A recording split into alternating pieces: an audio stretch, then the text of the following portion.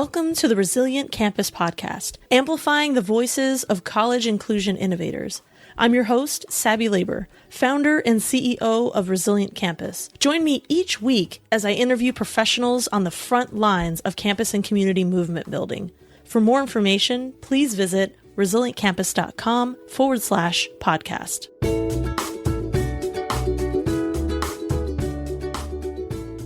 Hello there and welcome back. I am excited to kick off season 3 and with this episode, which I call the Better Late Than Never episode because it was recorded 9 months ago.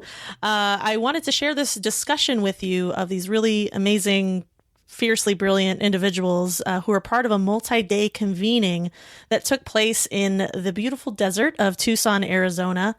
And this convening was a think tank of sorts with a group called the Transforming Higher Education Collaborative. And during this multi-day convening, we centered the work of Adrienne Marie Brown in her essential book, Emergent Strategy, which has been noted as an essential read by many folks that have been guests on this podcast. So I really highly suggest that you read that if you have some time and energy. That's a great read. And the questions that we centered for this multi-day convening discussion, the first one was, what does it mean for us to convene within and across institutional hierarchies and geographies? And so I think it's important to center the mission of the Transforming Higher Education Collaborative, being that their goal is to engage our communities to build more equitable spaces, knowledge bases, research, and policy recommendations in higher education that really centers trans knowledge and trans experience. We discuss a lot of different topics, even in this first part of the episode and part of the discussion related to time travel, the multiverse, and so on. So I think you're going to be really humbled by the conversation. And I think a lot of light bulbs are going to go off, deep connections made. So I'm excited for you to kind of be a fly on the wall for this discussion. So enjoy part 1 of this recorded discussion that happened at this convening with these amazing folks. And if you want to read their bios and a little bit more about them, please go to the episode webpage at resilientcampus.com/31.1. And you can get an idea of who these folks are, where they're coming from at this point of time in their journey. And please look forward to episode part 2 and 3 to be released in the coming weeks. And with that, I will get out of your way and let you enjoy the episode.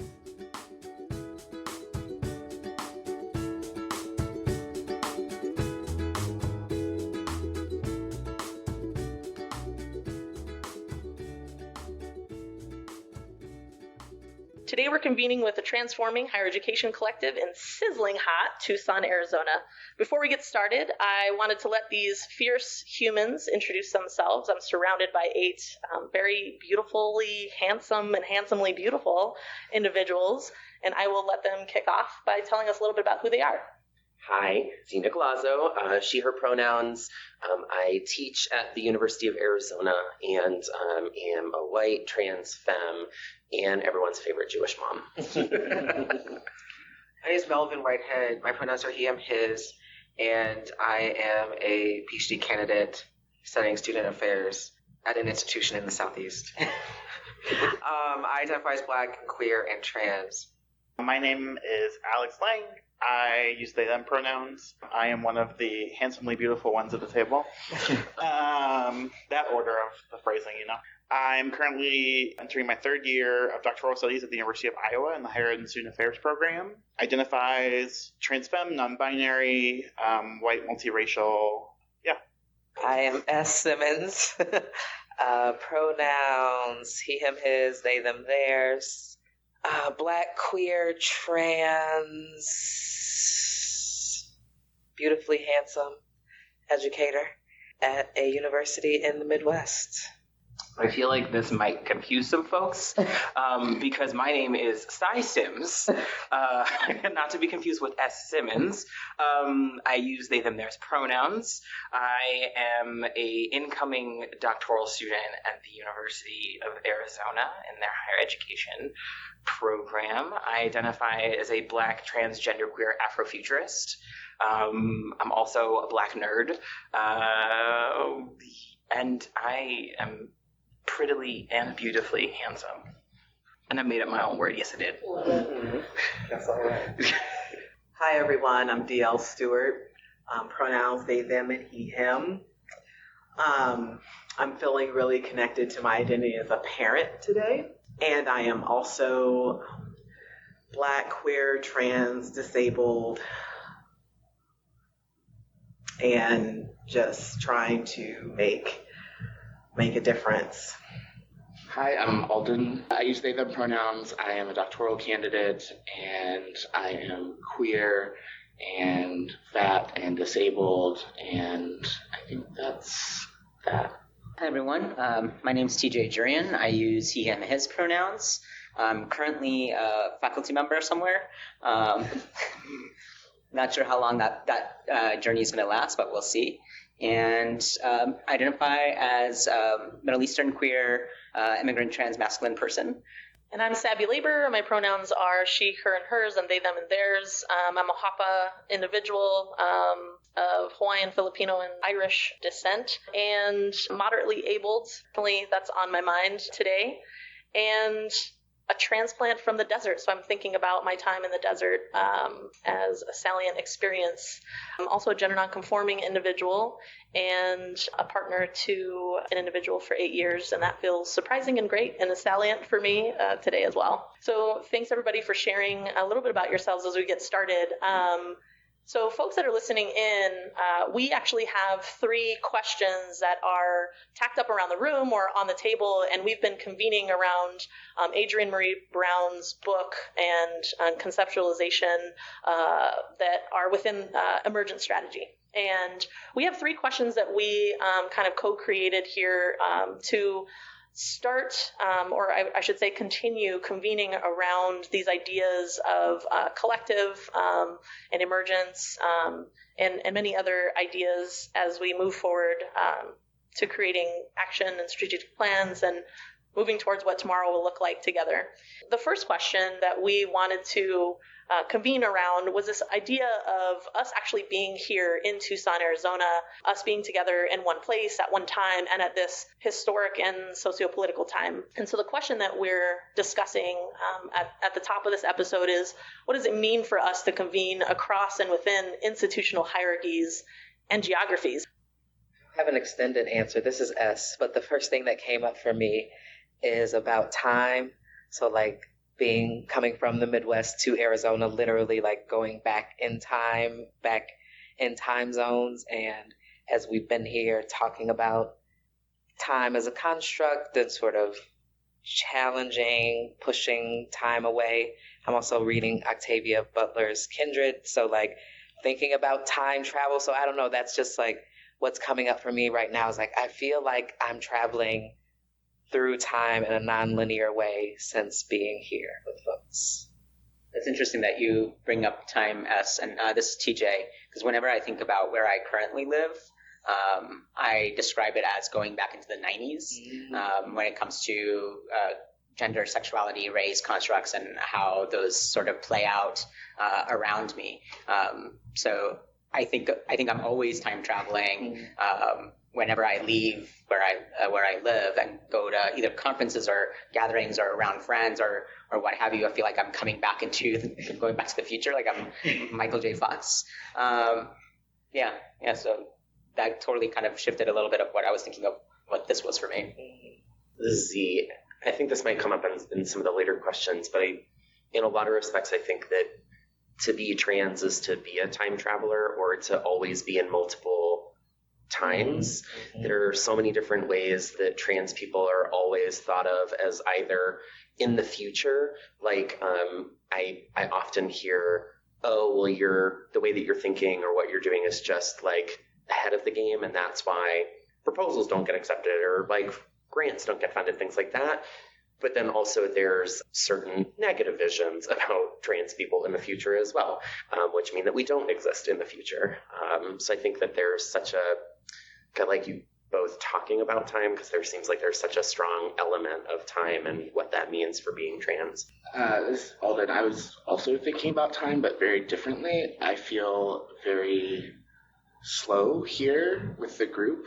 Everything has been not rushed, and that's not generally how lots of us get to live necessarily, like out in the world, and so it feels special to go slow together, to just think and talk and like not be in a hurry, but also like it feels out of time, like we stepped out of the rest of the world to me. This is DL.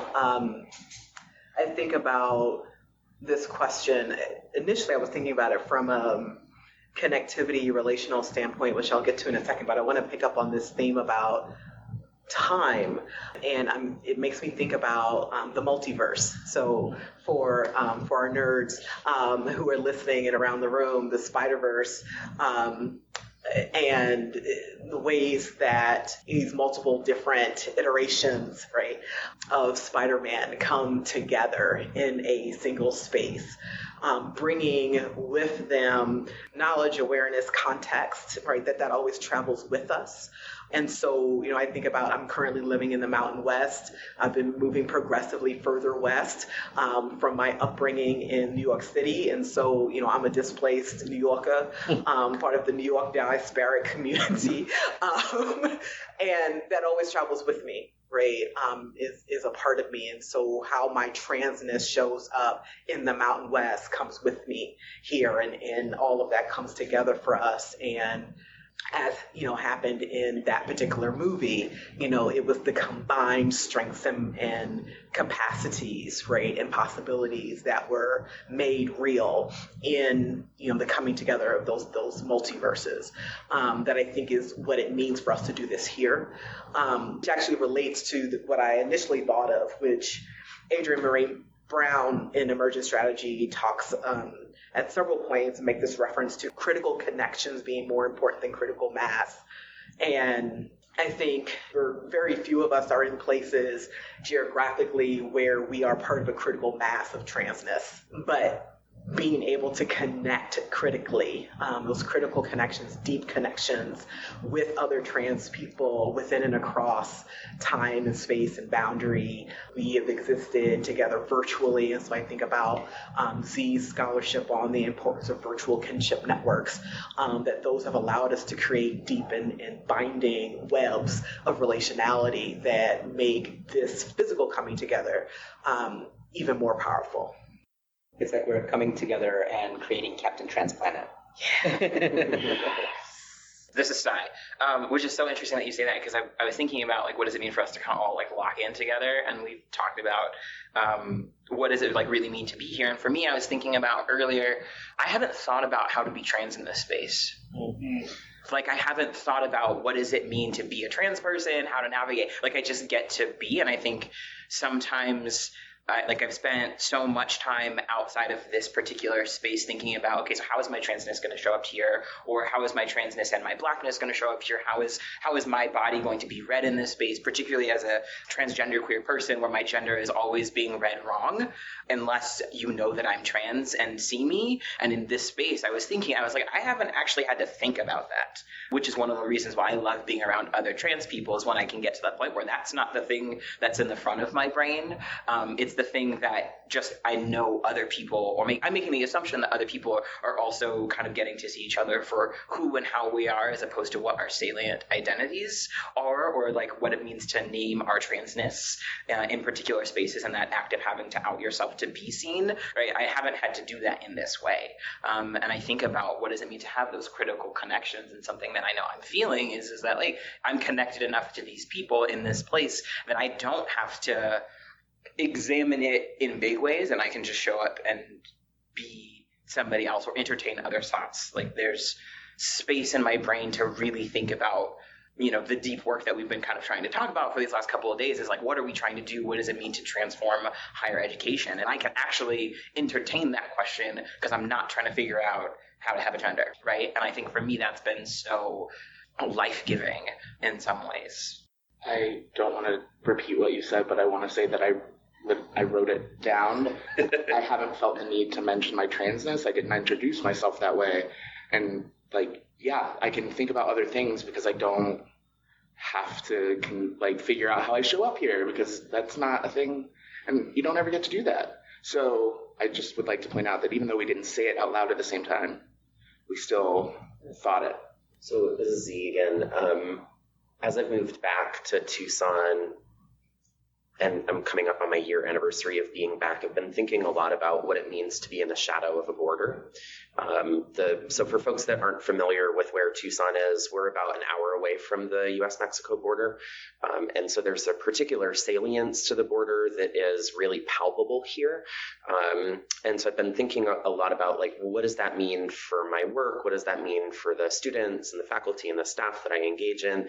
And I think that this comes up in this question around geographies and hierarchies, and thinking about what Cy and Alden are sharing. I think there's a press on the way that we've become institutionalized that we can't or shouldn't share across borders and across institutions, that, you know, there's a way that we are kind of separated from each other and told or taught to think individually.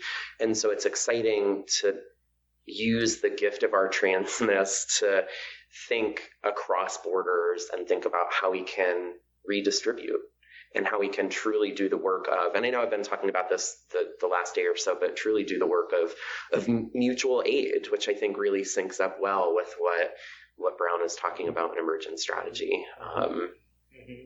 This is DL again, just to pick up on what Z is saying. It's our insistence upon crossing institutional boundaries and borders is itself an act of resistance to the individualism of the academy, and of the societies that we live in, that we are supposed to solely function independently, individually.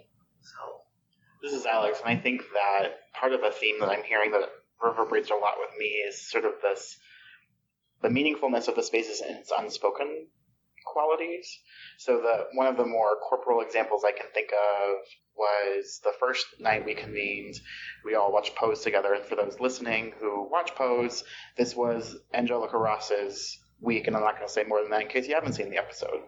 And we were all, I think, pretty gutted by what happened in the episode, and after it concluded, there was a silence in the room, but I don't think there was a silence because there was a discomfort of what happened. I think there was a silence because there was a shared understanding of pain that I didn't have to explain to anyone in the moment.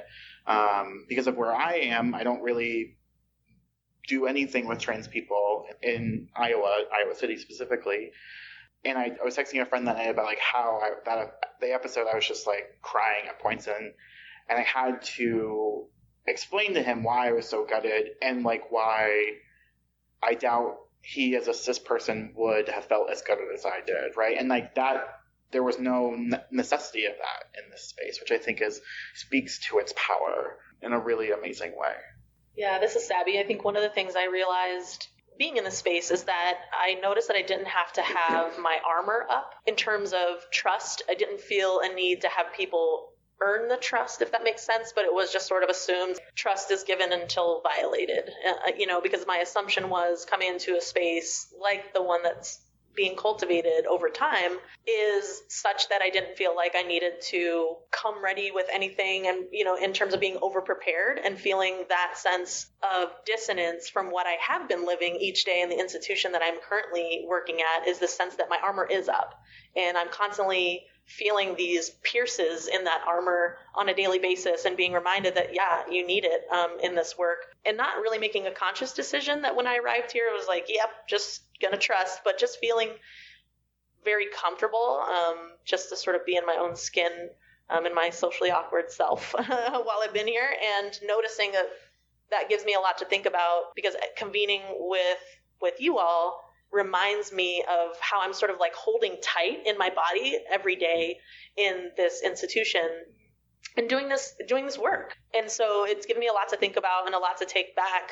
So I feel like I'm like actively kind of looking in, but also watching myself and my own coping mechanisms that are with me each day that I didn't notice until I retreated. But being away from the daily, the sense of like being away from the time, the chronological time, the pace, has felt nice, but it feels like a safe place for me to be able to just kind of be, and that's been really great. So it feels healing for me.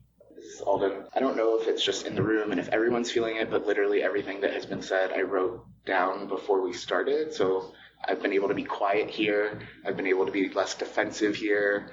And so the concept that we're having a shared experience that we're not even naming necessarily, but you can feel it in the quiet or the less defensiveness, or the not needing to name transness also feels really special. That's what I think about. What does it mean for us to be here? So that it's doing work that we may not name.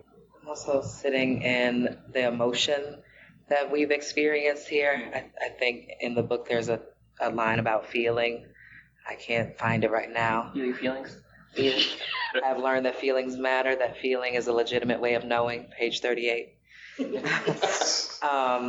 And so we have experienced full ranges of emotion being here. And I know that often when I'm at my institution, I feel like I have a very restrictive range that I should, in quotes, sort of experience, and the way that I sort of hold my body in order to only experience those emotions, but then leaving the institution and having that spill out on my wife or spill out on other folks. And I felt like I've done a lot of laughing here, which has felt really good. And I've felt some deep sadness and some uncertainty and some curiosity, just all of it. And never once wanted to apologize or felt the need to apologize for that. Whereas, there's a lot of apologizing that happens when you feel something. I'm sorry. And I haven't felt the need to apologize being here either. And so that's felt really nice traveling through time with y'all. This is Melvin. There's a type of magic that feels present here, and I can't really describe it any other way other than it feels magical, because I feel like for me, kind of time has just sort of stopped for a bit, and I keep losing track of the days. And there's all of this, every time we talk, whether it's over a meal or whatever, there are all these ideas that pop up. It's kind of like magic how that happens, the synergy between us. And I think that, there's just some magic here that I was telling TJ earlier today. I was already sad about our last day together, and he reminded me, I'm living in the moment right now. I'm not thinking about sadness. And I was like, what? I'm going to try to enjoy the magic and not think about the sadness that's going to come with leaving tomorrow. Z, I'm just sitting here thinking about all of us starting to build an answer to a question that seemed unimaginable to me before this conversation, which is, what could you envision if non-trans people didn't make you have to think about gender all the time?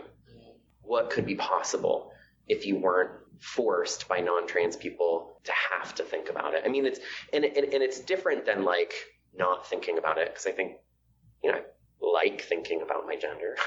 I like thinking about gender, period. But I think the reality of not having to be forced to do it in particular ways by non-trans people or by non-trans institutions creates a certain space that it sounds like, and it feels like, we're moving into.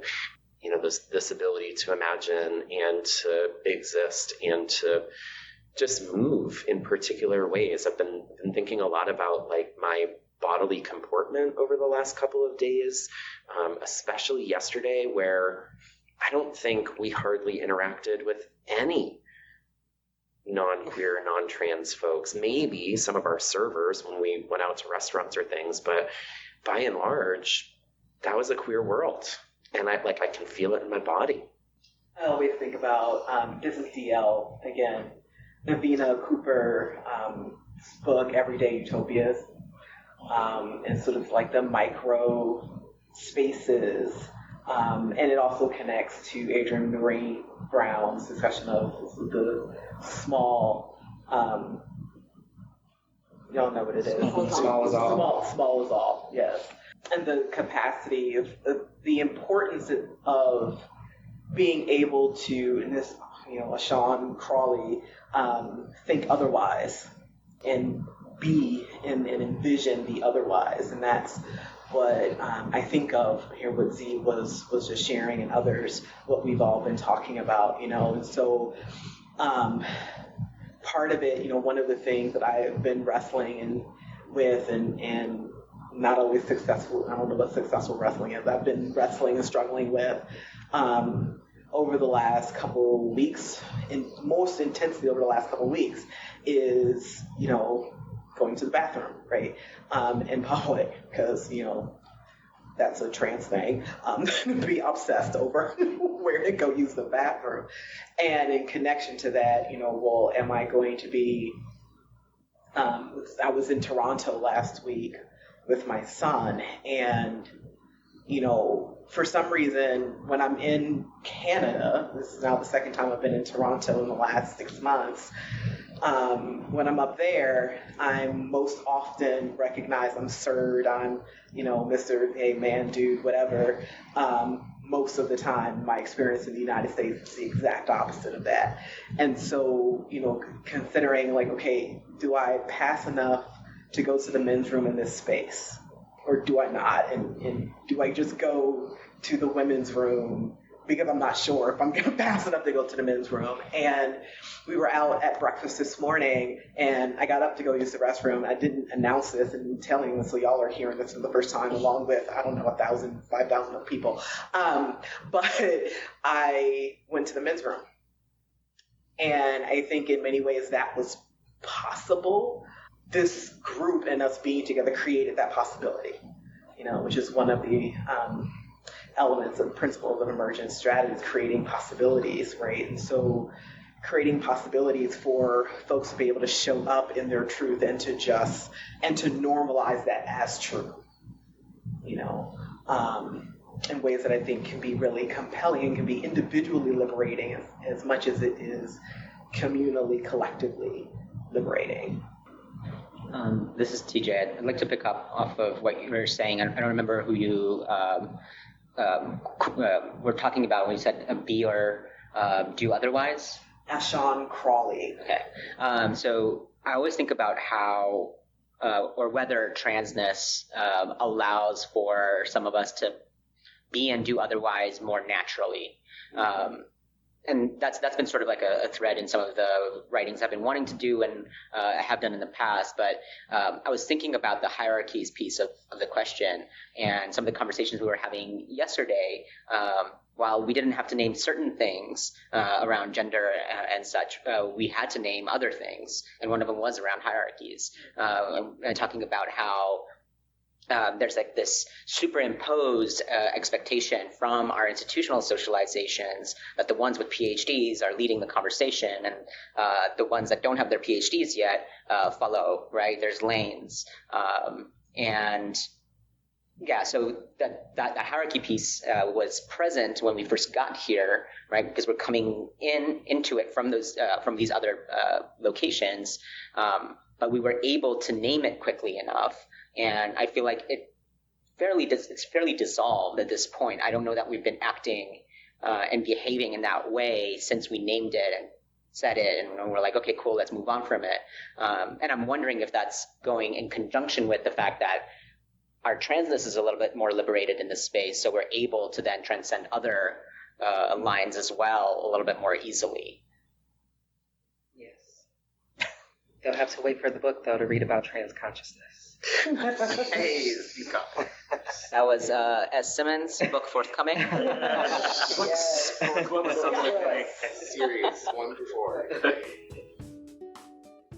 Thanks so much for tuning in. Head on over to iTunes, SoundCloud, or Stitcher to subscribe to this podcast so you don't miss out on a single episode.